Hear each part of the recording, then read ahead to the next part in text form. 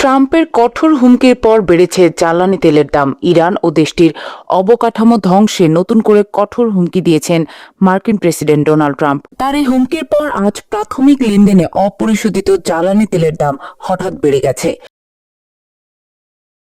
অপরিশোধিত জ্বালানি তেলের আন্তর্জাতিক মানদণ্ড ব্রেন্টের দাম 2% বেশি বেড়ে ব্যারেল প্রতি $111.25 পৌঁছেছে। আর মার্কিন আদর্শ WTI এর দাম প্রায় 3% বেড়ে দাঁড়িয়েছে ব্যারেল প্রতি $114.54।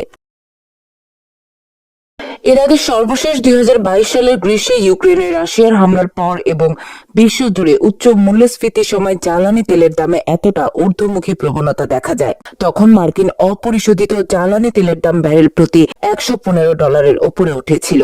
নিজের মালিকানাধীন সামাজিক যোগাযোগ মাধ্যম ট্রুথ সোশ্যালে গতকাল ট্রাম্প জানান, ইরানের বিদ্যুৎ কেন্দ্র ও সেতুগুলো হামলা চালাবেন। সতর্ক করেন যে মঙ্গলবারের মধ্যে হরমুজ প্রণালী খুলে দেয়া না হলে দেশটি নরকের মতো পরিস্থিতিতে বসবাস করবে।